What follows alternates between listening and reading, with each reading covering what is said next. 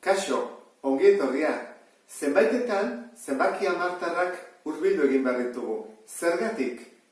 Koma eta gero zifra gehiegi daude eta soberan daudenez kendu egiten ditugu. Orduan, bi motatako hurbilketa daude, hemen eskeman azaltzen den bezala. Bat da, etetea.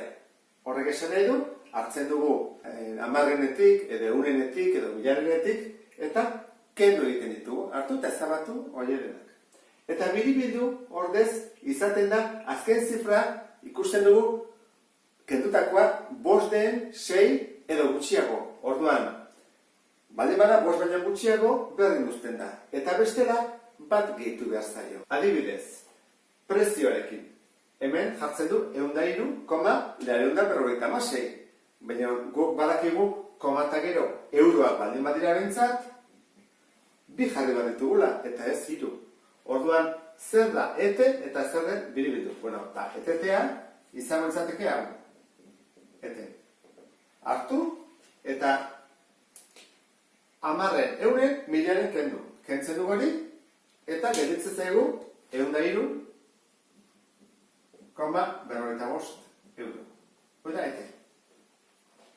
Eta zer da biribildu?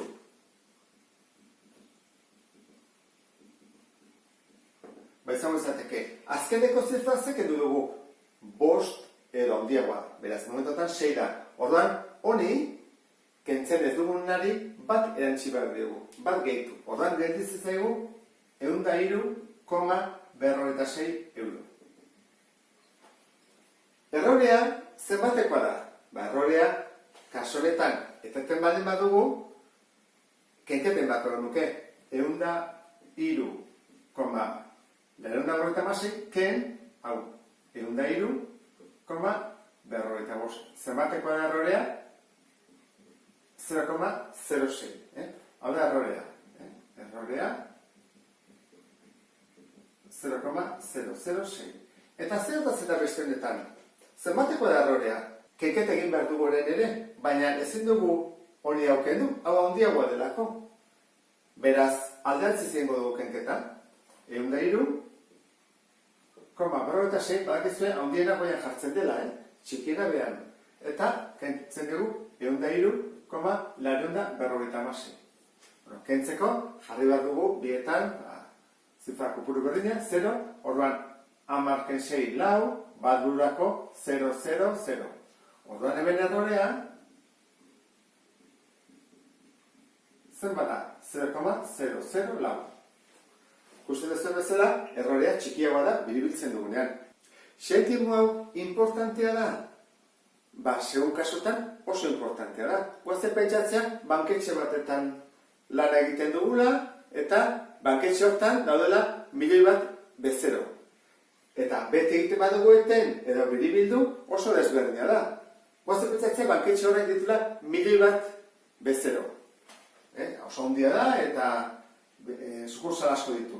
Orduan, hemen 0 bat, euren bat da, diferentzia, etetea edo biribiltzea. Ikusten duzue, orduan, bider milioi bat, bezero, orduan, egin behar duguna da 0,0 bat, hau, hasi mugitzen, 6. 0 ditunez, bat, bi, hiru, lau, bost, 6. 0, 0, 0, 0. Kentzen dugu hau, eta dugu 10.000 euro. Ikusten zuen bezala, zentimo horrek garrantzia badu. Hori, milioi bat baldin badira. Baldin badira bezeroak askoz gehiago, banketxe batzuk bezero gehiago dituzte, imaginatu zenbat diduta zeigen izketan. Orduan, etetea eta biribiltzea desberdinak dira zenbait kasutan. Beste batzutan gauza berdinak gertatzen da. Guazen guztia beste kasu bat, ebaluazioa. Guazen bitatzen ikasleak, atadula 4,85 ebaluazio batean. Hori zenbat da? Irakasleak esaten badio, nik eten egingo dizut. Eteterakoan jarri behar dugu zenbaki oso bat. Orduan, kenduko ditugu bi hauek. Biorek kentzen ditugu. Orduan, kentzen ditugu, eteterakoan kenduta kitxo. Zenbat batean ikasle horrek, 4. Hori da, gutxiegi, suspensu bat da. Eta irakasleak esaten badu, nik biribildu dut. Biribildu? Orduan, kontuan hartu behar dugu, azkenekoa, kendutakoa, 5 edo gehiago da. 8, 5 baino gehiago da. Orduan, bat erantzi behar diogu azken zifra hori bosteko bada. Diferentzia handia, ezta? Eten da suspenso dugu eta biribilduta aprobatu. Eta azte gertatzen da beste kasu honetan. Ikasle bate bali badu 5,26 eta egiten badu eten zen badu? Ba, bosteko bat. Eta biribiltzen badugu, zer da kendu dugu lehenengoa? 3. Beraz, ez dio eranzten, 5. Horren, bi kasotan, hemen eten edo biribildu 5 ateratzen da. Eta beste honetan, diferentzia dago. Kalkulatuko dugu, hemen errorea zenbatekoa den. Eta egiten duguna da, zenbakia jarri, 4,95, eta kenduko dugu jarri duguna, 4. Zenbat atatzen da, 0,95. Errorean, beraz, 0,95 da. Hemen ditugu errorea jarrita. Eta hemengoan, errorea biribiltzen badugu, eta desberdina bali badia, txikiago izango da. Goazen egitea. Ezin dugu egin 4,95 ken 5, gogoratu zaitezte, handira goian jartzen dela. Beraz, 5 goian. Eta behan, 4,95. Goazen kentzea, jarriko digu zeroak hemen, eta orduan, 10,5, 9, bat. 0,5. Orduan, hemen errorean 0,5. Hobeagoa, ez da? Errorea txikiagoa da, kaso honetan, ikusten den bezala. Eta hemen errorea zenbat izango izateke, 5,56 ken 5, errorea hemen bi kasoetan 0,56 da. Batzutan ez dugu zenbaki zehatza kalkulatu beharrik. Aski da hurbilketa batekin. Eta horri deitzen zaio, iritzira kalkulatzea. Adibide bat esango dizut, eta orduan horrekin ikustut ondo ulertuko dezula. Esaten badigute, hegazkin batean baldin bagoaz, 5 kilo dela muga, guk sartu dezakegun pisuaren muga 5 kilogramo dela, eta erosi behar baldin badugu, edo asmoa baldin bagedun, 5 pakete, 0,795 kilokoak, eta beste 2 pakete, 1,248 kilokoak, erosiko aldut ditugu, edo ez. Muga 5 kilo dugu. Importantea da, zehaz jakitea zenbat pisatzen duen, ez, guri ze komunizaigu, edo zer behar dugu. Jakitea 5 kilotik pasatzen den, edo ez den pasatzen.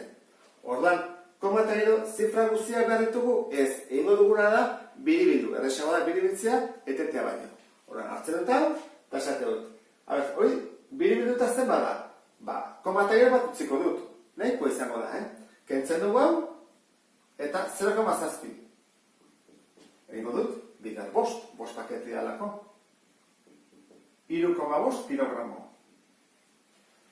Hemen, baita egingo dut, biribildu. Kentzen dut hori, eta 1,2. Igo behar dut, edo ez dut igo behar? Ez dut igo beharrik. Bezalako 5 hau da, 1,2. Bigar 2. Eta gehitzi zait, 2,4. Zen bada 3,5 eta 2,4, 5,9. Horrek esan nahi dut, ez zaitela sartzen. Beraz, ez dut behar zenbaki guztiekin egitea, horrekin ja kalkula egin dut gutxo gora bera. 5,9. Zer esan nahi dut? Hori jakinda, egin dezaket. Horako 2 pakete ez erosi, hau da, 5 erosi beharren 3 erosi, edo, hau, horako pakete bat bakar erosi. Eta era hortara, ez pasatzen 5 kilotik. Eta honekin, bukatzen dugu hurbilketa. Oso importantea da, jakitea, bibiltzea, hurbilketak egitea, zenbaitetan kalkuluak eta erresago egite ditugulako. Beste bat arte, agur.